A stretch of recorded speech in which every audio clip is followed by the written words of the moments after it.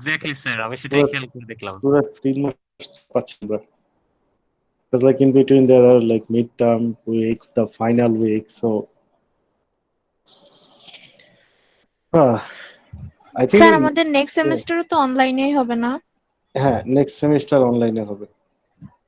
I mean if the varsity open then only the lab courses will be run physically. Only the sir lab courses. হ্যাঁ। Sir যদি 355 নেয় কেউ, হুম sir হুম। যেমন আমরা তো home টাউনে চলে আসছি, সব উইকে তো 2 দিন যে স্যার ক্লাস করা সম্ভব না। স্যার যদি একদিন ক্লাস করে রেজাল্টটা অন্য কেউ বা গ্রুপ মেম্বার দেখে দেয়, সেটা কি সম্ভব স্যার? আচ্ছা এখন ঘটনা হচ্ছে ধরো তুমি যদি মানে প্র্যাকটিক্যাল কোর্স যদি তোমরা কেউ নাও, I mean, in that case, what's your plan? You will come to Dhaka every week. So is that your plan? I mean, okay. For example, you took 355 and you willing to visit Dhaka every week.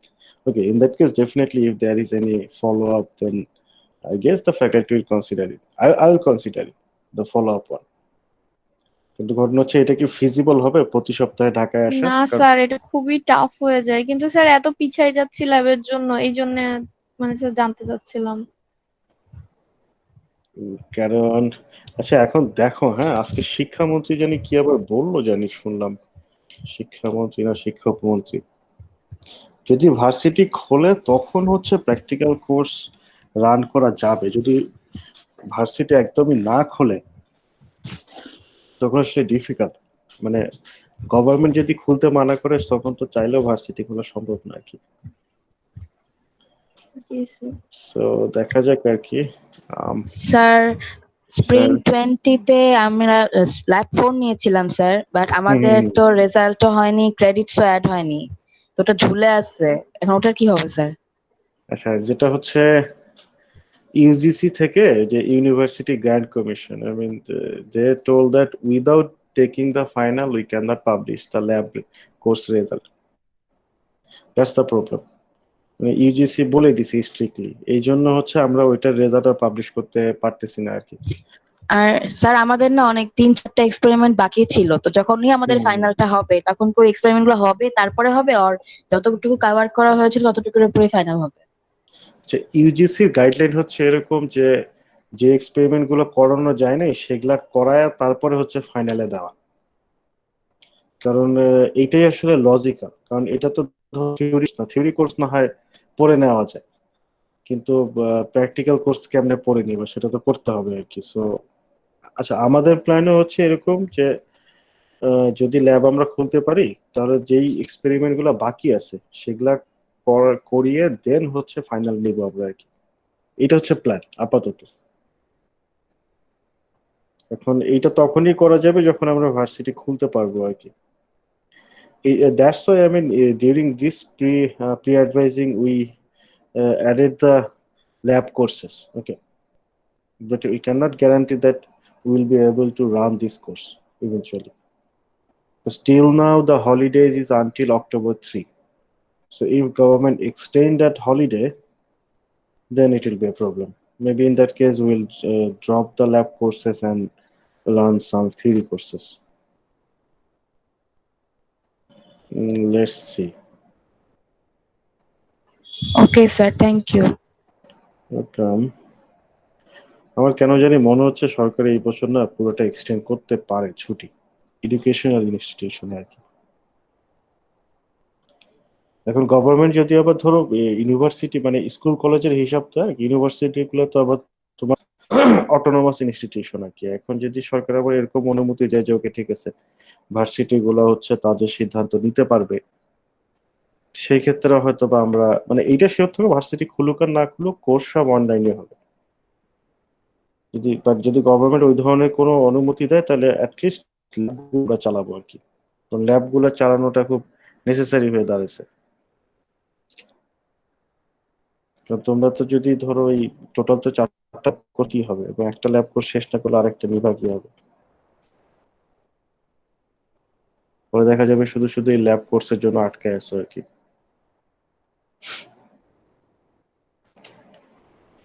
Okay let's see. Sir Is Yeah, there a chance for thesis students to access labs in the next semester? we want to do that, but the problem is, I mean, it's actually depending on the condition. Well, I think if we want to at least open the lab, UGC, I mean, for the thesis, maybe UGC will not say anything. Okay, this decision depends on the university whether we are going to open the thesis lab or not. So, somehow it's, I mean, no one is thinking about this issue yet. Let's see. So, you started your thesis, or it's kind of in the middle? Yeah, I haven't started yet. I had to start this summer, but then it went online, so I have to do in the next semester. So this is the thing happening. Yeah. Okay. Basically, we're thinking about it, but I'll also suggest you to talk with your supervisor also. I mean, if several faculty talk about this issue, then maybe the varsity authority will think differently. Because I mean, especially we, the the biology departments, we have the facing the most troubles with the labs, right? I mean, we cannot do dry works. I mean, we need the lab to do our. Let's see, let's see. Well, we want to open the lab, but still now there is no confirmed decision taken. Okay, sir. Because I know, I mean, many of you are in kind of the final or the last or second last semester, so you need to do your thesis, right? Yes, this is the thing. Yeah. So I suggest you to talk with your respective faculties. Okay, so it's necessary.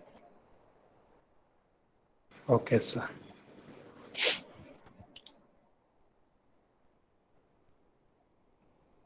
And say, for example, some of my students, they have defended their thesis with the half done work, and some they are trying to writing review article, but it cannot go indefinitely in this way, right?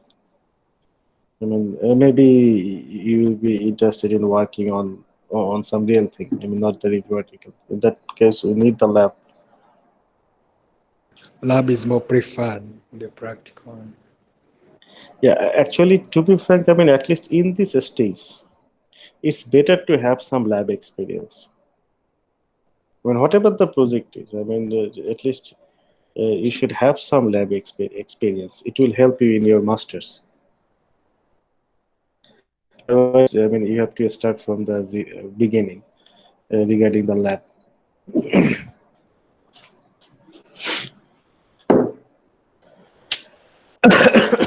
Anyway, we have a quiz in the next class. Okay, it will be easier quiz. Nothing to worry about it. Let's do some reading. Okay. So I have just uploaded the PowerPoint slide of lecture 12, 13, and 14. All these three lectures, 12, 13, and 14, are on HACCP. Okay, HACCP HACCP system. And I have uploaded the PPTs, but on the video lecture of lecture 12 have been uploaded. 13 and 14 I will upload later. Okay, at least today I will explain the lecture 12 and lecture 13.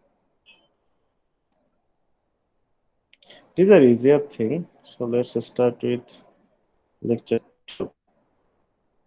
By the way, if you have any question, I mean, from previous lectures, or you want to discuss anything, I mean, anything is okay. So please just interfere and ask me.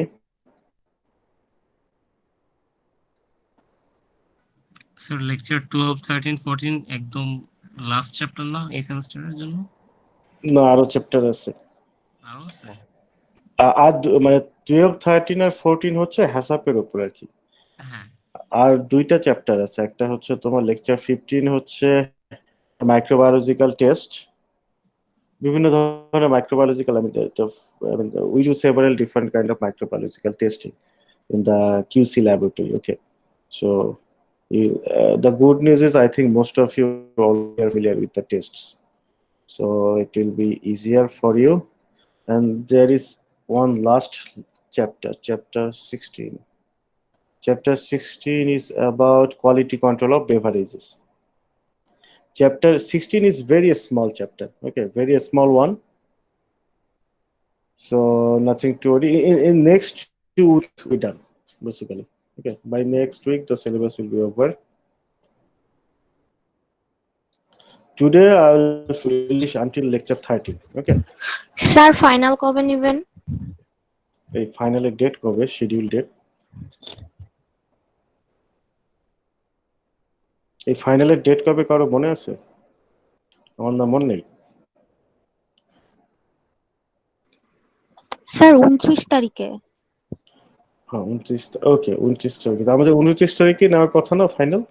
আমরা কি এটা date নিয়ে তো মনে হয় কিছু করতে চাইনি না? স্যার সোফার হচ্ছে যদি কারো কোনো ক্লাস না থাকে তাহলে সেদিনই নেওয়ার কথা, আর এর মধ্যে যদি কারো ক্লাস হয় বা অন্য কোর্সে বা সিওডি তে কোনো ঝামেলা হয় তখন হচ্ছে ডিসকাস করবে কিছু একটা, এরকম। হ্যাঁ হ্যাঁ হ্যাঁ আচ্ছা এরকম বলেছিলাম স্যার না? আমাদের 309 চেঞ্জ করা হয়েছিল ইয়া 25 CO9 হচ্ছে 25 আর কি। জি। CO9 এর শিডিউল ডেট ছিল হচ্ছে ইয়াতে মানে অক্টোবর 1 একে আর কি, সেটা চেঞ্জ করে হচ্ছে 25 এ নেওয়া হবে আর কি। জি স্যার। এটা হচ্ছে যদি 29-এ হয়। এবার ডেট নিয়ে একটা ঝামেলা পড়তে পারো তোমরা, হ্যাঁ, কারণ দেখা যাবে আই গেস তোমাদের একদিনে 2টা এক্সাম দেওয়া লাগতে পারে আর কি। মানে অন্যান্য সময় তো ঠিক আছে ব্যাক টু ব্যাক দিতে, এবার তো আসলে ব্যাক টু ব্যাক এর ব্যাপার না, সবাই তো আই থিঙ্ক ফাইনালে তো মনে হয় সবাই একটা এক্সটেন্ডেড টাইম দেয় আর কি। ওকে, আচ্ছা লেটস সি কি করা যায়। যদি ধরো এমন হয় যে এমনিতেও তো এটা শুরু হওয়ার কথা আর কি, মানে ওই দিন যদি তোমাদের কারো কোনো প্রবলেম না থাকে তাহলে I mean if you don't have any problem on that day, or I mean if you don't have any other exam on that day, then we can start from the morning. But if you have any other in the morning, then we can start from the usual time, like from 3:30 or 4. Okay, so if you have any, I mean, anyone have any other exam on that day, please let me know. Okay.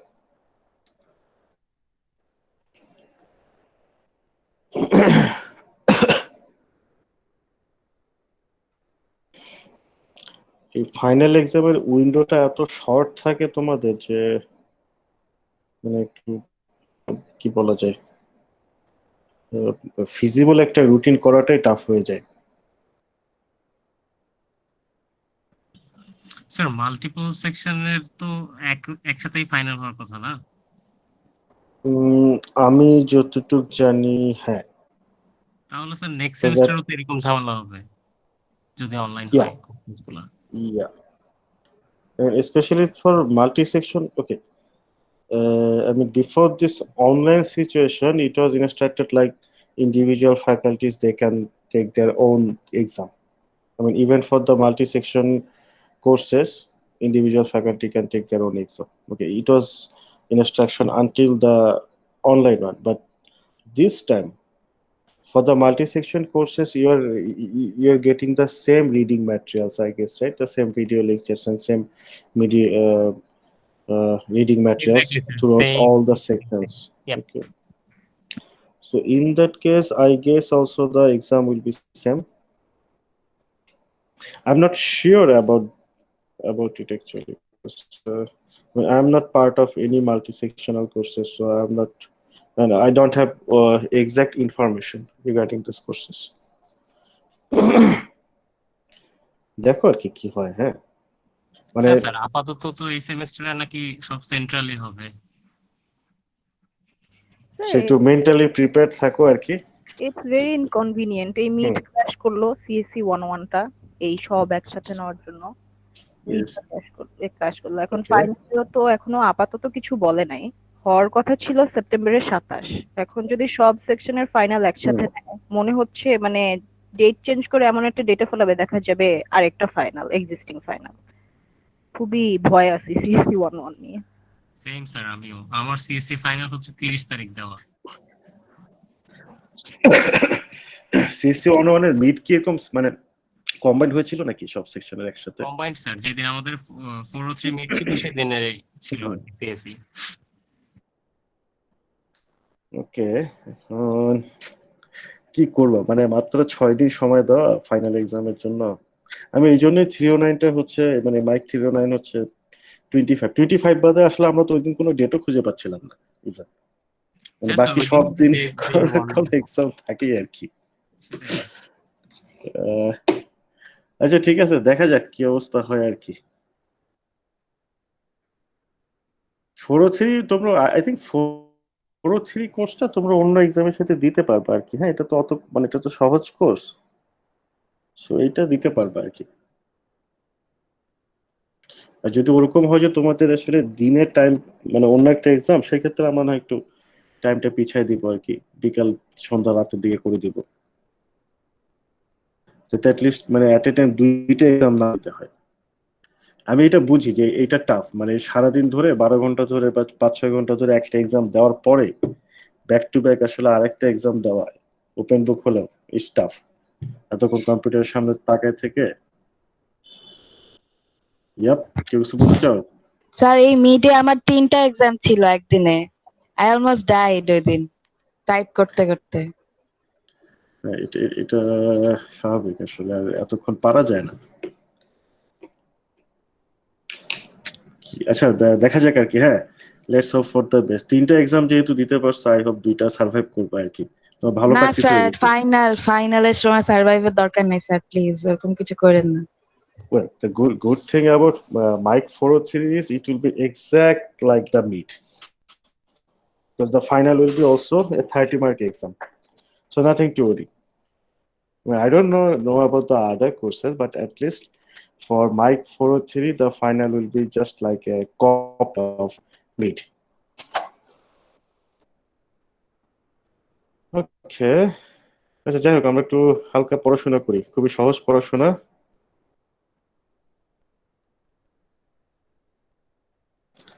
Lecture 12. Yeah. So lecture 12, 13 and 14. These three are on HACCP, HACCP. And among this lecture 12, you can say it's like a summary of the HACCP. And lecture 13 and 14, details of the HACCP. Okay, so what is HACCP? We already know. Hazard analysis and critical control point. Basically, HACCP is like a guideline. I mean, if we want to produce safe food, what we have to do and how we have to do. Okay, so this kind of things. Okay, what we need to do. So why HACCP? Why we are not talking about the other guidelines, so like the ISO one or the FDA one, and even like our local one is BSTI. Okay, so basically like say ISO. Okay, ISO also have guidelines to produce safe food, but ISO guidelines is based on the HACCP. Even like the FDA guideline, they're based on the HACCP. So that's why if we learn about the HACCP, we'll basically, I mean, it will not be difficult to get accustomed with the guidelines of other authorities. Okay, so we can say that HACCP is the basic, and all the other, I mean, for the food industry, okay, not for the other industry. So you can say the HACCP is the basic guideline for food industry.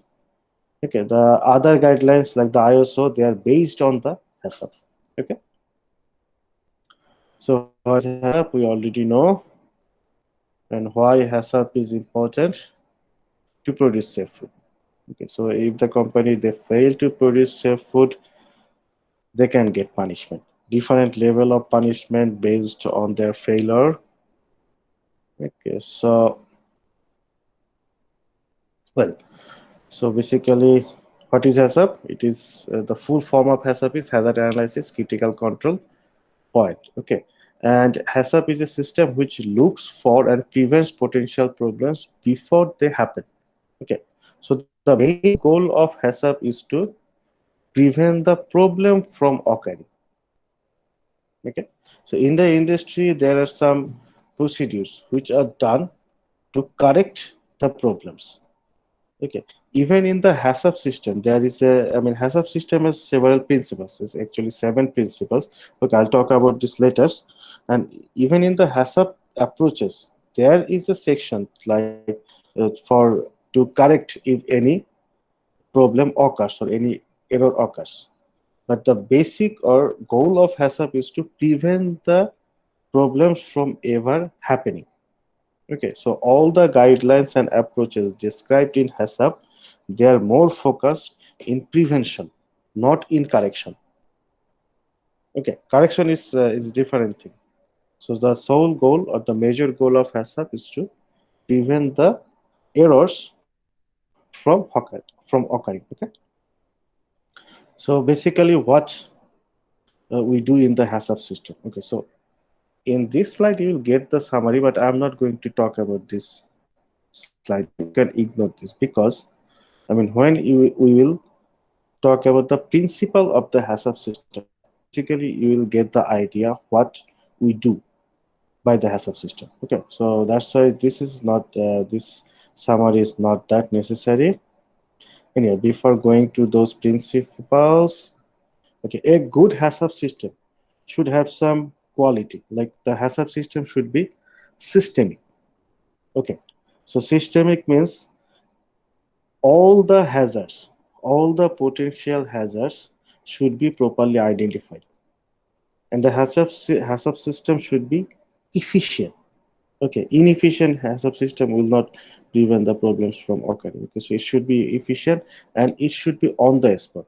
On the spot means the guidelines of the HACCP system should be like that, like so that if problems occurs, immediately action can be taken. Okay, so these 3 are the main qualities that a HACCP system should have. Okay, now the principle of HACCP system. So principle of HACCP system is basically what kind of work or things are done in HACCP. There are 7 principles. Okay, one is number 1 hazard, and these 7 principles you can say kind of they are arranged serially. Which one need to do first, which one need to do second, like this way. So first, hazard analysis, then determine the critical control points, establish critical limits, critical control point monitoring, corrective actions, establish verification procedures, record keeping procedures. In lecture 13 and 14 I will discuss in details about these principles. Okay, so that's all about this lecture. It is just a summary. So what is HACCP, why we need HACCP, this kind of thing. Okay, so before going to those principles, okay, just let's try to get some idea what is hazard in food industry. Okay, so in food industry, hazard can be 3 types mainly: biological hazards, chemical hazards, and physical hazards. Okay, so what are hazards? Hazards are all those things which can cause disease in the consumer. Okay, disease means disease or illness or injury. Okay, say for example, if food have a metal. Okay, so by consuming that metal, maybe that person will not get disease, but he may get injury. So for example, if there are a stone in the rice, okay, during chewing the rice, our teeth can get broken. Okay, so that small pieces of stones are regarded as hazard, and they are physical hazard. So anything unwanted which can cause injury or illness or disease to the consumer will be regarded as hazard. Okay, so hazard can be, that's we can classify all the hazards in 3 different classes: biological, chemical, and physical. Okay, so the HACCP system is designed in a way, or the guidelines or the standards are described in a way that all kind of hazards are prevented from getting into the food. Okay, So basically, the main goal of HACCP is to prevent this hazard. Okay, so the food should be free from this hazard. Okay. Okay, so now let's discuss about the principles. So I'll move to lecture 13 then.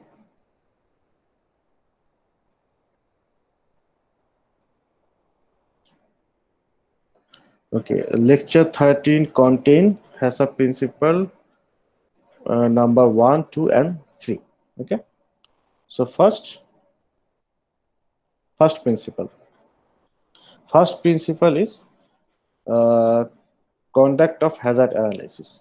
Okay, so I mean, based on first principle, we need to analyze the presence of all the hazards. Okay, okay. Hazard analysis means we have to identify all the potential hazards which can contaminate our food, or which can be, I mean, all those things, if they are present in the food, they can cause harm to the consumer. Okay, so according to the first principle, we have to identify all those hazards.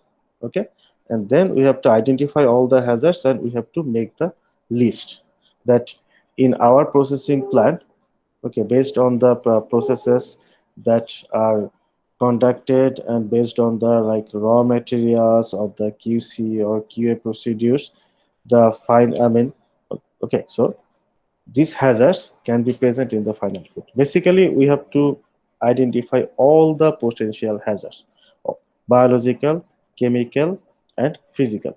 Okay, and this step is most important. Okay, because the success of the following principles, like from principle 2 to 7, the success of those principles depend on this step.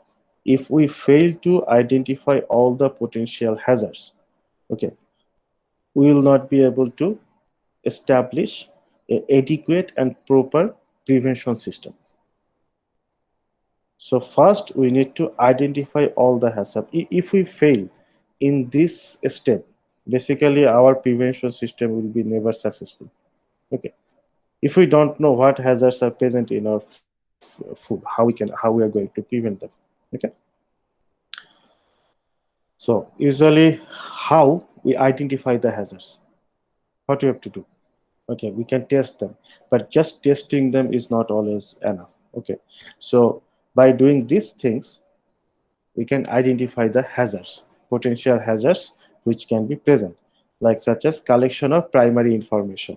Okay, we have to collect all the primary information about the raw materials, about the machineries, about the methods and processes used in the plant.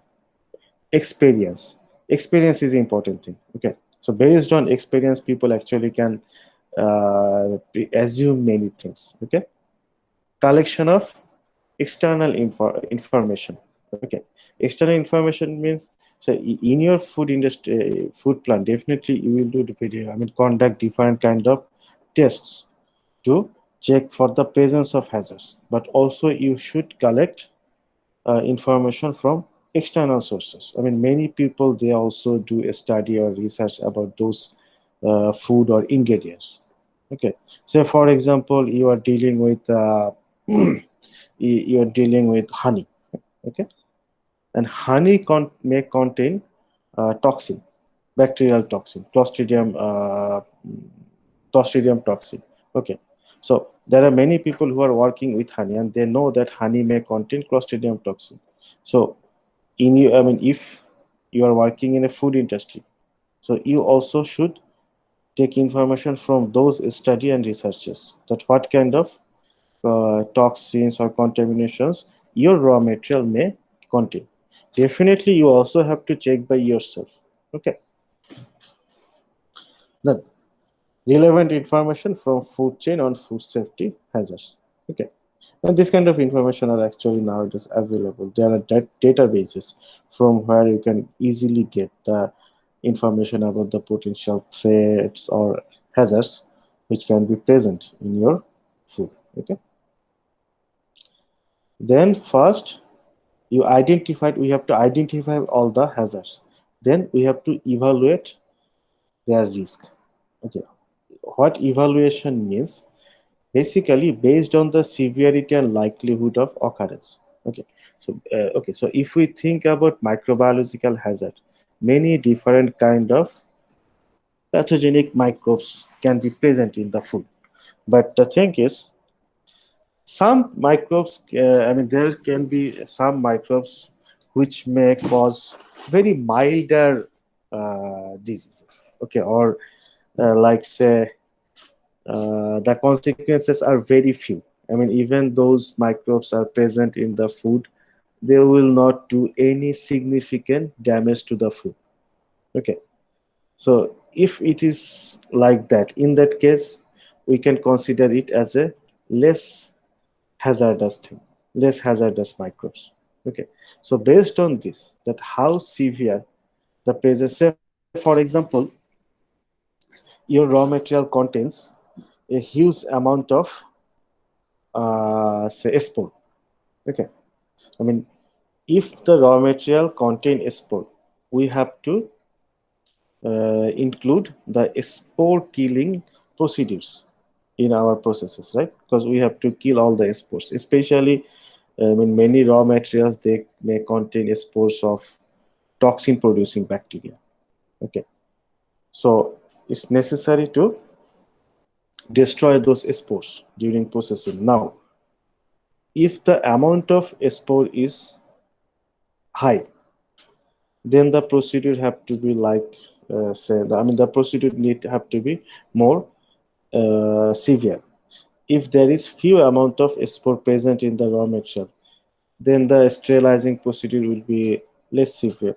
Okay, so we have to measure the amount and severity of the hazard, and then likelihood of occurrence. Okay, likelihood of occurrence means, I mean, in the industry we use many different sanitation programs, many different methods to kill or reduce the number of potential pathogenic or food degrading microorganisms. Okay, so we also, but still we have to check the probability that, okay, that how much hazardous microbes can actually escape these preventive measures. Okay, well, so we have to evaluate all these things. Then based on our evaluation, we have to categorize the hazards.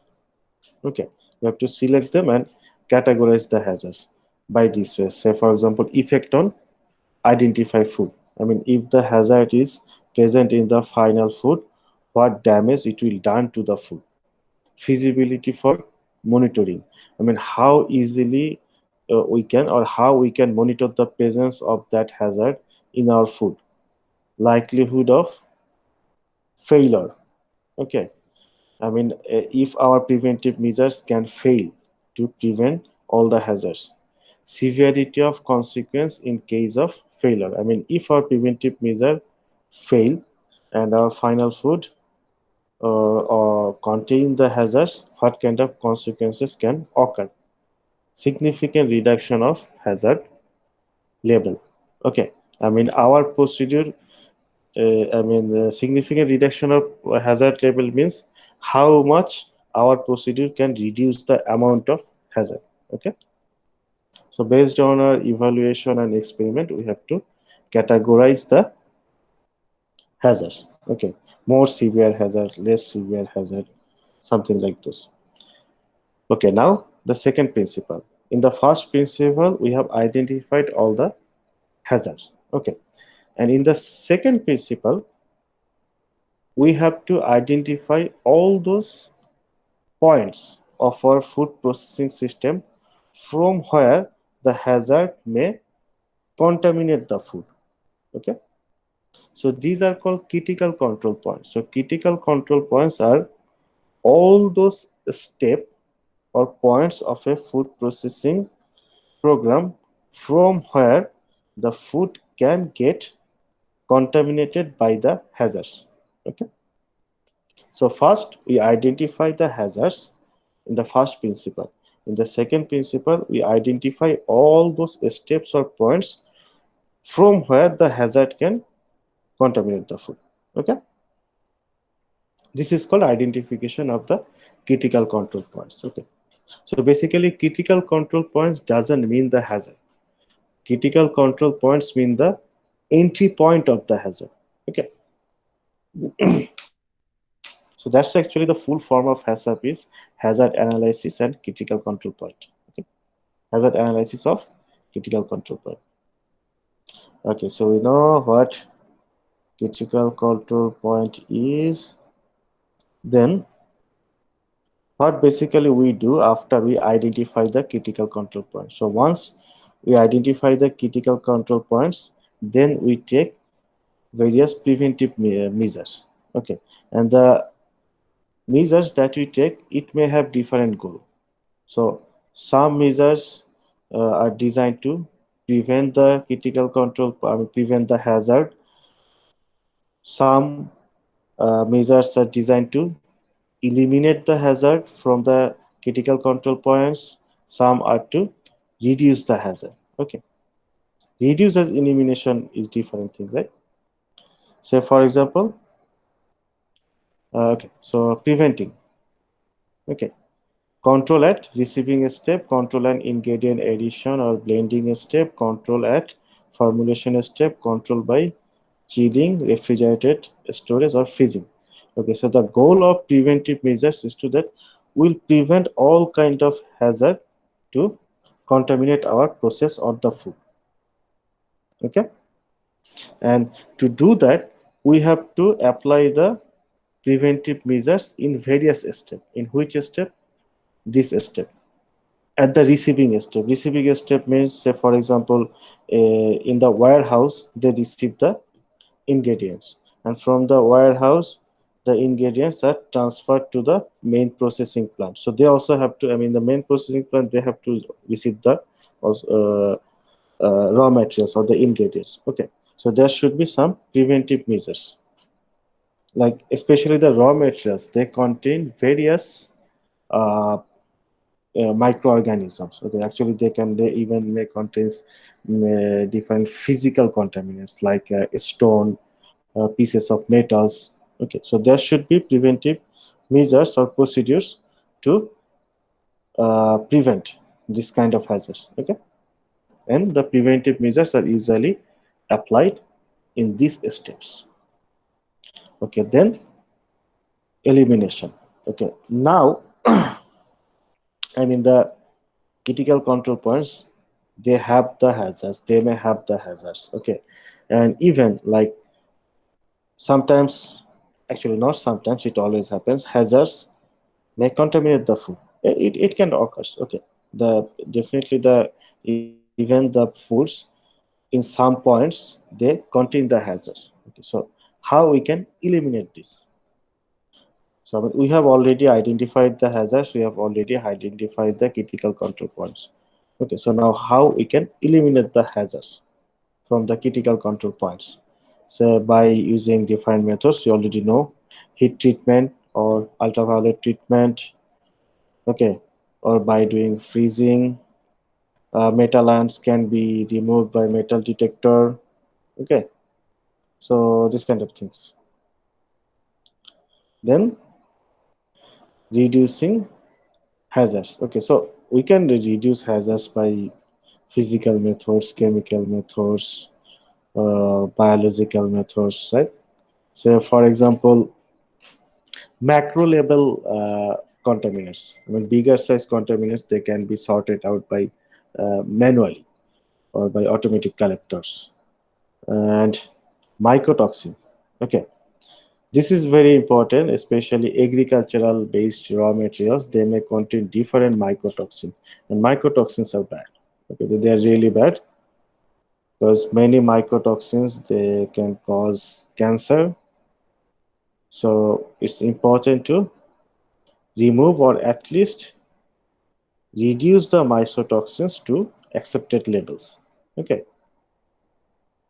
and there are different ways. So for example, just by culling, brushing or washing the raw materials can reduce the level of mycotoxin to significant level. Okay, see that they can significantly reduce the amount of mycotoxins. Well, basically in the industry, when people deal with the CCP, they use this kind of flowchart. Okay, so people need to identify the, say for example, you already know the hazards. Okay, you have identified the hazards. Now you want to identify the critical control points. So, I mean, in the food processing plant, there are several steps. So, in which steps or which machines or maybe act as a critical control point? How we'll decide that? So this, you can say, this is kind of a flow chart. Okay. Okay. So by using this flow chart, I mean, it defines various works that we can do in identifying the critical control point. So, such as, for example, say you have identified a point and you want to check whether this point may act as a critical control point or not. So first, you ask the question whether there is any preventive measures in that point. So if the answer is no, I mean there is no preventive measures, in that case, you have to check whether applying preventive measures in this step is necessary or not. I mean, if we don't apply any preventive measures, if then whether this step contaminate the food and which is unsafe for the consumers. If the answer is no, I mean, if the answer is no, even without any preventive measures, this point don't contaminate the food, then it's okay. Then it's not a critical control point. It's not a CCP. Okay. Now, if your answer is, well, this point may contaminate the food, then it's a critical control point. And so we have to apply the preventive measures there. Okay. So there are different steps. I think if we just look at these steps, we will easily understand. I mean, how we finally say that, okay, this is a CCP. So we have to apply the preventive measures. Okay. So in first principle, we have identified all the hazards and evaluated them, characterized them. In the second principle, we have identified all the critical control points from where the hazards may enter the food. And then principle 3. Okay. So what we do in principle 3, based on principle 3, we set the critical limit. Okay. Critical limit for each preventive measure. So what is critical limit? Okay, so let's see what we do in based on principle 3. Establish critical limits for each preventive measures associated with each identified CCP. Okay, so here critical limit means, say for example, okay, everything is not sterile, right? We don't need to sterile everything. So that it doesn't mean that the unsterile food can contain the unsterile food can contain any amount of microbes. No, there are always accepted range that maximum this amount of microbes can be present. Okay, so say think about another scenario. Say for example, uh, like say in the industry you use water. Okay, and you in the food industry you use that water. So that water need to be treated. I mean, we cannot use untreated water in the food processing because untreated water may contain certain amounts of uh, harmful pathogen. Okay, so that means we need to say, for example, you don't need a sterile water. Okay, so you don't need a sterile water, and you set the criteria like this way, that the water may contain 3 coliform per ml, and 0 fecal coliform per ml. Okay, so say you have set the quality of water like this way, that 3 coliform can be present, but 0 coliform can be present. So now you have decided the quality of the water. Now you have to set the value of the treatment procedure. So for example, you are using heat to treat the water. That means by using heat, you will ensure that your water will contain 3 coliform and no fecal coliform. So now, what you have to do, you have to set a minimum amount of heat, that the heat treatment plan to treat the water, the temperature cannot be less than this. Because if the temperature go beyond that limit, there is a chance that water may contain more than 3 coliform. Okay, so this is called setting the limit. Okay, setting the critical limit, that what will be the maximum and minimum value or of the parameters that we used in the procedures. Okay, for every ccp we need to set the critical limits. Okay, well, critical limits is there anything I need to explain?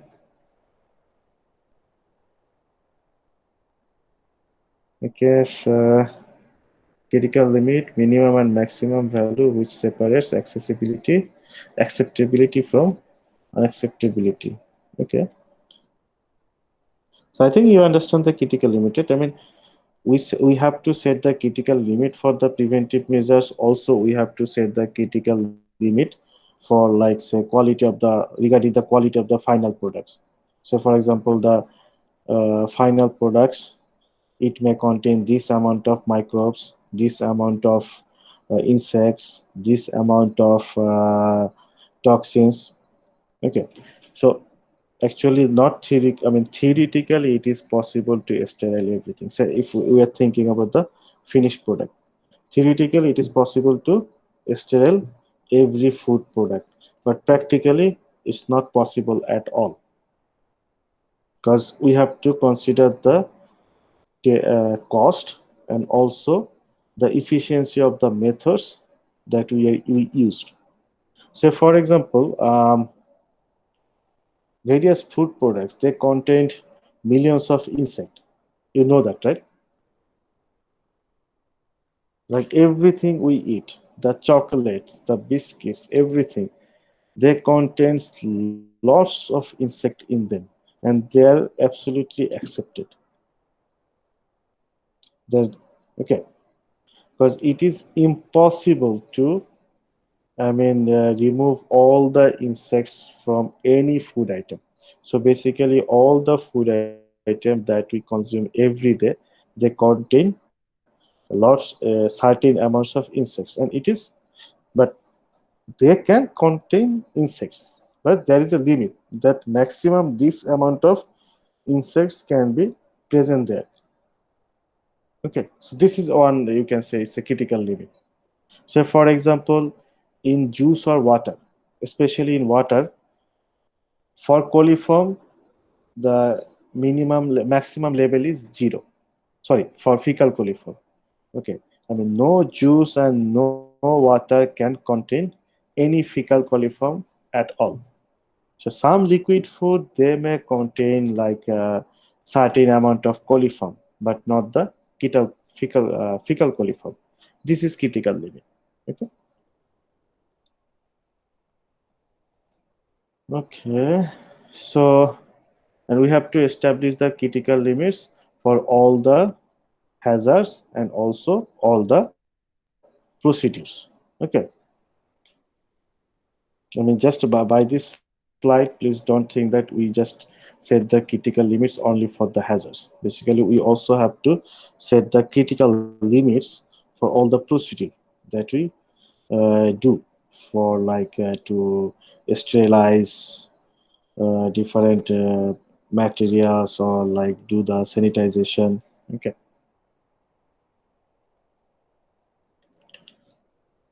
Okay.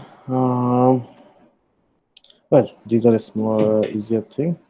If you just well, when we set the critical limit, okay, we just don't do them without anything, right? So basically, the critical limit are set based on experimental information. Okay. So, for example, you are saying that your food may contain, say, you are saying that your food may contain 3 coliform per gram or per ml. Okay. So, based on what you can say that if there is proven data that if food contain this amount of this bacteria, it don't cause any disease. Okay. So all the regulatory authorities, they basically have already have this kind of information, that what amount of hazards can be present in the final food. So what kind of parameters we have to use when we do like sterilization or treatment of the product. Okay, these are already written in those guidelines. But please keep one thing in your mind: these guidelines, sometimes they get changes. Okay, because new study, uh, by the new study, scientists, they are getting new information, and based on the new information, the regulatory authorities, they also changes their guidelines. Okay, it occurs actually, so if you follow a guideline for certain food, so if you follow last 20 years or 30 years guideline, you will say that there are gradual changes on those guidelines. Okay. Okay, like say for example, এই পারদের English জানি কি, এই পারদের English করে মনে আছে? Late. Okay, so জি sir. late, now sir না mercury, এই mercury আর lead একই না, একই মনে হয়। স্যার লেড আর মার্কারি তো একই না। Oh, acha, mercury. Okay, say mercury. Okay, so now we know that lead and mercury is same, right? Anyway, so now we know that lead is carcinogenic. So in every guidelines they basically have something about the lead, that lead cannot be present, or if lead is present, the amount should be maximum this. But if you think about sir 1970s, yeah. Sir mercury হচ্ছে পারদ আর lead হচ্ছে সীসা। Oh, lead হচ্ছে সীসা। একটা Okay, sorry. PG আর একটা Hg. বাংলায় আমরা সীসা বলি, দুইটা আলাদা। Oh, sorry. হ্যাঁ, আচ্ছা, okay. So let's go back to the lead. Okay, lead is carcinogenic, right? The shisha. So now we know that it's carcinogenic. So in every guideline, it's clearly written that the food amount may contain maximum this amount of lead. Okay, but it's not a very old guideline. I think if you like check the 1960s guideline, you will not see anything like that. Okay.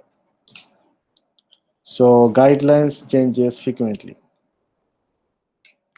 Even sometimes, guideline can be changed on emergency basis. Emergency basis means, say for example, there is a scarcity of food. So based on the scarcity, the authority, they can relax the guideline for a certain period of time. Okay. Well, that's all for today. In the next class, we'll discuss lecture 13 and 14. Sorry, lecture 14 and 15. সহজ জিনিস একটু উপরে টরে ফেলা, পড়লেই বুঝবা, কঠিন কিছু নাই, অতি সহজ সহজ জিনিস এগুলো আর কি।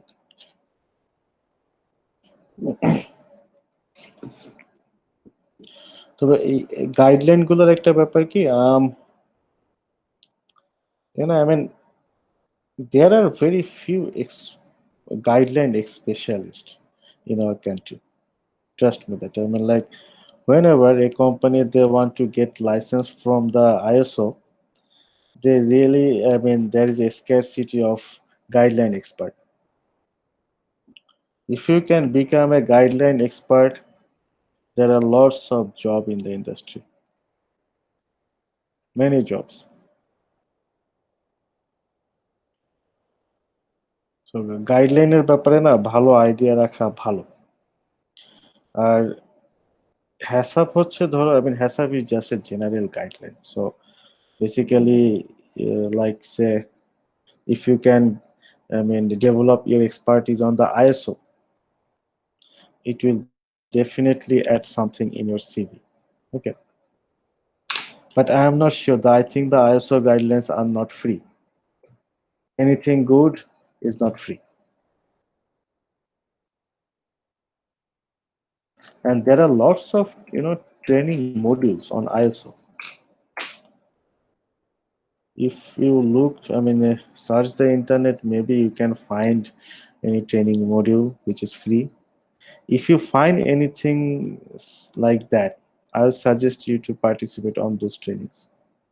তোমরা যদি কোনো ধরনের ট্রেনিং পাও না, এই ধরো স্পেশালি গাইডলাইন রিলেটেড ট্রেনিং, তাহলে না এই মানে এগুলাতে করার চেষ্টা করো। আমি জানি যে তোমাদের বেশিরভাগই, I mean most of you, you want to go abroad for higher study, but before going abroad, some of you may be interested in working in the industry. ইন্ডাস্ট্রিতে হয় কি, মানে এই যে তোমার যেরকম এক্সট্রা এগুলা ট্রেনিং থাকলে এগুলা একটা এক্সট্রা বেনিফিট হিসেবে ইয়া হয় আর কি, কাউন্ট হয় আর কি। আর এখন specially নাওয়াডেজ, I mean many of our industry, they're exporting, right? And not only the pharma industry. The pharma industry, they are exporting, but also many Bangladeshi food industry, they're exporting food. And on those industry, guideline specialist, they have extra demand. Okay. তো কেউ যদি ইন্ডাস্ট্রিতে যেতে চাও, এই ব্যাপারগুলো একটু মাথায় রাখো আর কি।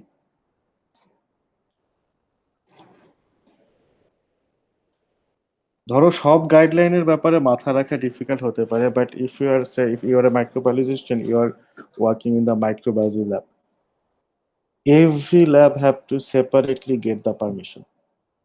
Say for example, you want to export food in USA. Basically, every different department, the microbiology department, the food processing department, the warehouse, every different department, they need to get approval separately from the FDA. Okay. So আসলে একজনের পক্ষে সবগুলা তো ডিপার্টমেন্টের expert হওয়া সম্ভব না। Even তুমি যদি একটা সেকশনের এক্সপার্ট হতে পারো, এটাই কম না, এটাও অনেক আর কি।